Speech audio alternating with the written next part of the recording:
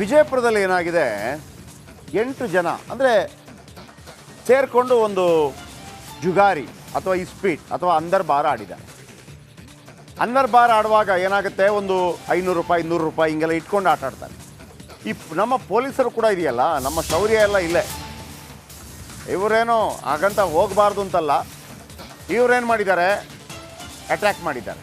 Attack ಮಾಡಿದಾಗ ಇವರೆಲ್ಲ ಓಡೋಗಿದ್ದಾರೆ. ಎಲ್ಲಿ ಓಡೋಗಿದ್ದಾರೆ? ನೀರಲ್ಲಿ ತೆಪ್ಪದಲ್ಲಿ ಓಡೋಗಿದ್ದಾರೆ. 8 ಮಂದಿ ಓಡೋಗಿದ್ದಾರೆ. 3 ಮಂದಿ ನೀರಿಗೆ ಬಿದ್ದು ಸತ್ತೋಗ್ಬಿಟ್ಟಿದ್ದಾರೆ. ಈಗ 3 ಶವ ಪತ್ತೆ ಆಗಿದೆ, 2 ಬಚಾವಾಗಿದ್ದಾರೆ. ಇನ್ನು 3 ಮಂದಿ ಎಲ್ಲಿದ್ದಾರೆ ಗೊತ್ತಿಲ್ಲ. ವಿಜಯಪುರದಲ್ಲಿ ಘನಘೋರ ದುರಂತ ಇದು, ಘನಘೋರ ದುರಂತ.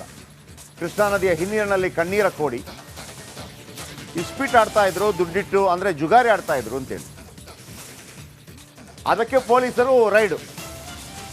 ಅವರು 8 ಜನ ಓಡೋಗಿದ್ದಾರೆ. 8 ಜನ ಓಡೋಗಿದ್ದವರು ಎಲ್ಲರೂ ಕೂಡ ನೀರಲ್ಲಿ ಬಿದ್ದಿದ್ದಾರೆ. 3 ಶವ ಸಿಕ್ಕಿದೆ, 2 ಬಚಾವಾಗಿದ್ದಾರೆ. ಇನ್ನುಳಿದ 3 ಜನ ಎಲ್ಲೋಗಿದ್ದಾರೆ, ಅವರ ಪತ್ತೆ ಕಾರ್ಯ ನೋಡಿ. ಇವರೆಲ್ಲ ಮೃತ ವ್ಯಕ್ತಿ. ಅರ್ಥನೇ ಆಗ್ತಾ ಇಲ್ಲ. ಈಗ ಬಾಗಲಕೋಟೆಯಿಂದ ಕೂಡ 2 ಬೋಟ್ಗಳು, ಇವರೆಲ್ಲ ಮೀನು ಹಿಡಿತಾರೆ, ಮೀನು ಹಿಡಿಯೋ ಕೆಲಸ ಮಾಡೋರು. ಈಗ ಇವರು ಜುಗಾರಿ ಆಡೋದು ತಪ್ಪು, ಅದರಲ್ಲಿ 2 ಮಾತಿಲ್ಲ. ಆಡಿದ್ರು ಎಷ್ಟು ಆಡಿರ್ಬೋದು ಅಂತ ಒಂದು ಪ್ರಶ್ನೆ ಉದ್ಭವ ಆಗುತ್ತೆ. ಆಗ ನೀವು ಕೇಳ್ಬೋದು, ಏನು ನೀವು ಸಪೋರ್ಟ್ ಮಾಡ್ತಾ ಇದ್ದೀರಾ ಅಂತ. ನನ್ನ ಪ್ರಶ್ನೆ, ನೀವು ಆನ್ಲೈನ್ ರಮ್ಮಿ, ಆಮೇಲೆ ಗೋವಾದಲ್ಲಿ ಕ್ಯಾಸಿನೋ ಮತ್ತು ಕುದುರೆಬಾಲ ರೇಸ್ ಕೋರ್ಸಲ್ಲಿ ಇದೆಲ್ಲ ಓಕೆ ಅಂತೆ, ಇದಕ್ಕೊಂದು ರೈಡು. ಎಸ್ಕೇಪ್ ಆಗಿದ್ದಾರೆ ಪೊಲೀಸರು ಬರುವಾಗ. ವೀಕ್ಷಕರು ಇದನ್ನು ಸಮರ್ಥಿಸಬೇಕೋ ಅಥವಾ ಟೀಕಿಸಬೇಕೋ ಒಂದು ಅರ್ಥ ಆಗ್ತಾ ಇಲ್ಲ. ಜುಗಾರಿ ಆಡಬಾರ್ದು ಅಥವಾ ಈ ಸಂದರ್ಭದಲ್ಲಿ ಇಸ್ಪೀಟ್ ಆಡಬಾರ್ದು. ಇಸ್ಪೀಟ್ ಆಡಬಾರ್ದು ಅಂತಂದರೆ ನಿಮಗೆ ಕೆಲವ್ರಿಗೆ ಅನಿಸ್ಬೋದು, ಮನೆಯಲ್ಲಿ ಎಲ್ಲ ಫ್ಯಾಮಿಲಿ ಎಲ್ಲ ಕೂತು ಆಡ್ತಾರಲ್ವಾ. ಹಾಗಲ್ಲ, ಆ ಇಸ್ಪೀಟ್ ಈ ಇಸ್ಪೀಟ್ ಒಂದೇ, ಇದರಲ್ಲಿ ಬೇರೆ ಬೇರೆ ಆಟಗಳಿರುತ್ತೆ. ಆದರೆ ದುಡ್ಡಿಟ್ಟು ಆಟ ಆಡಬಾರ್ದು. ದುಡ್ಡಿಟ್ಟು ಆಡಿದರೆ ಅದು ಜುಗಾರಿ ಆಗುತ್ತೆ. ಜುಗಾರಿ ಅಂದರೆ ಅದು ಅಪರಾಧ ಕೃತ್ಯ ಆಗುತ್ತೆ. ಇಲ್ಲೇನಾಗಿದೆ, ಒಂದು 8 ಮಂದಿ, ಇವರೆಲ್ಲ ಮೀನು ಹಿಡಿಯೋ ಸಮುದಾಯ ಐ ಥಿಂಕ್. ಅಂದರೆ ಸಮುದಾಯ ಅನ್ನೋದಕ್ಕಿಂತ ಹೆಚ್ಚಾಗಿ ಅವರ ವೃತ್ತಿ ಮೀನು ಹಿಡಿಯುವಂಥದ್ದು. ಇವರೇನಾಗಿದ್ದಾರೆ, ಒಂದು 8 ಜನ ಸೇರಿ ಇಸ್ಪೀಟ್ ಆಡಿದ್ದಾರೆ. ಅಂದರ್ ಬಾಹರ್. ಅಂದರ್ ಬಾಹರ್ ಅಂದರೆ ಏನು ಅಂತಂದರೆ, ನಿಮಗೆ ಇಸ್ಪೀಟಲ್ಲಿ ಎಲೆ ಇರುತ್ತೆ ನೋಡಿ, 1 2 3 4 5 6 ಎಕ್ಕ ರಾಜ ರಾಣಿ ಇದೆಲ್ಲ ಇರುತ್ತೆ. ಒಂದು ಆ ಎಲೆಗಳನ್ನು ಫುಲ್ 52 ಎಲೆನ ಇರುತ್ತೆ ಅದರಲ್ಲಿ ತೆಗಿತಾರೆ.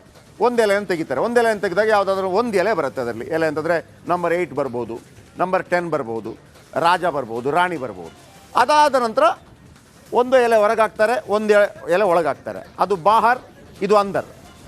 ಅಂದರ್ ಬಾಹರ್, ಅಂದರ್ ಬಾಹರ್, ಅಂದರ್ ಬಾಹರ್, ಈ ರೀತಿ ಆಗ್ತಾ ಹೋಗ್ತಾರೆ. ಆ ನಂಬರ್ ತೆಗೆದಿರ್ತಾರಲ್ಲ, ಒಂದು 4 ನಂಬರ್ ಬಂದಿರುತ್ತೆ ಅಂತ ಇಟ್ಕೊಳ್ಳಿ. ಆ ನಂಬರ್ ಒಬ್ಬ ಅಂದರ್ 50 ರೂಪಾಯಿ, ಬಾಹರ್ 20 ರೂಪಾಯಿ ಇಂದನೇ ಕಟ್ಟಿರ್ತಾರೆ, 50 ರೂಪಾಯಿ ಕಟ್ಟಿರ್ತಾರೆ. ಅವ ಹೇಳಿದ ನಂಬರ್ ಬಾಹರ್ ಬಂದರೆ, ಬಾಹರ್ ಬಂದವನಿಗೆ 2 ದುಡ್ಡು. ಅಂದರ್ ಬಾಹರ್ ಆ ನಂಬರ್ ಬಂದಿರಬೇಕು. ಎಲೆ ಇರುತ್ತೆ, ಒಂದು ಎಲೆ ತೆಗಿತಾರೆ, ಆ ಎಲೆ ಅಂದರಲ್ಲಿ ಬರುತ್ತಾ ಬಾಹರಲ್ಲಿ ಬರುತ್ತಾ ಕಟ್ಟೋದಷ್ಟೇ. ಇದು ಜುಗಾರಿ, ಜೂಜು. ಇದನ್ನು ಮಾಡ್ತಾ ಇದ್ದಾರೆ. ಅದು ಎಷ್ಟು, 1000 ರೂಪಾಯಿ 2000 ರೂಪಾಯಿ. ಪೊಲೀಸರು ಏನು ಗೊತ್ತಾ, ಇಂಥ ಟೈಮಲ್ಲೆಲ್ಲ ಗೊತ್ತಲ್ಲ ನಿಮಗೆ, ಪೊಲೀಸರು ಬಂದು ಅಟ್ಯಾಕ್ ಮಾಡಿದ್ದಾರೆ. ಅಟ್ಯಾಕ್ ಮಾಡೋಕೆ ಇವರೆಲ್ಲ ಓಡೋಗಿದ್ದಾರೆ. ಓಡೋಗೋದಕ್ಕೆಲ್ಲಿ ಏನು ದಾರಿಗಿರಿ ಕಾರುಗಿರಿ ಏನಲ್ಲ, ಅಲ್ಲಿರೋದೇ ಹಿನ್ನೀರು, ಕೃಷ್ಣಾ ಹಿನ್ನೀರು. ಕೃಷ್ಣಾ ಹಿನ್ನೀರು ತೆಪ್ಪದಲ್ಲಿ ಓಡಿದ್ದಾರೆ. ಎಲ್ಲ ಬಿದ್ದೋಗ್ಬಿಟ್ಟಿದ್ದಾರೆ, ಪಲ್ಟಿ ಆಗಿದೆ, ಬಿದ್ದೋಗ್ಬಿಟ್ಟಿದ್ದಾರೆ. ಬಿದ್ದೋಗ್ಬಿಟ್ಟು 8 ಜನರ ಪೈಕಿ 3 ಶವ ಸಿಕ್ಕಿದೆ, 2ರನ್ನ ಬಚಾವ್ ಮಾಡಿದ್ದಾರೆ. ಇನ್ನು 3 ಜನ ಏನಾಗಿದ್ದಾರೆ ಗೊತ್ತಿಲ್ಲ. ಎಲ್ಲಾದರೂ ಬಚಾವಾಗಿ ಓಡೋಗಿದ್ದಾರಾ ಅಥವಾ ಜಲಸಮಾಧಿ ಆಗಿದ್ದಾರಾ? ಭಾಳ ಆಶ್ಚರ್ಯ ನನಗೆ. ಮೀನುಗಾರರು ಅಂದರೆ ಒಂದು ಅಟ್ಲೀಸ್ಟ್ ಒಂದು ಈಜು ಗೊತ್ತಿರುತ್ತೆ, ಕುಡ್ದಿದ್ರೋ ಆಮಲಲ್ಲಿದ್ದರೋ ಗೊತ್ತಿಲ್ಲ. ಒಂದಂತೂ ಇಷ್ಟು ಪರಿಸ್ಥಿತಿ ಬಂದೋದಾಗಿದೆ. ವೀಕ್ಷಕರೇ, ಆಶ್ಚರ್ಯ ಮತ್ತು ಬೇಸರ ಏನಪ್ಪ ಅಂತಂದರೆ, ಈ ಶಿಕ್ಷೆ ಇವರು ಪೊಲೀಸರ ಕೈಗೆ ಸಿಕ್ಕಾಕೊಂಡ್ರು ಅಂತ ಇಟ್ಕೊಳ್ಳಿ. ಶಿಕ್ಷೆ ಏನು ಗೊತ್ತಾ, 6 ತಿಂಗಳು ಶಿಕ್ಷೆ, ಅದು ಮ್ಯಾಕ್ಸಿಮಮ್. ಇಲ್ಲ ಅಂತಂದರೆ ಒಂದು ಫೈನ್ ಹಾಕಿ ಕಳಿಸ್ಬಿಡ್ತಾರೆ. ಜೀವ ಹೋಗ್ಬಿಡ್ತಲ್ಲ ಸರ್.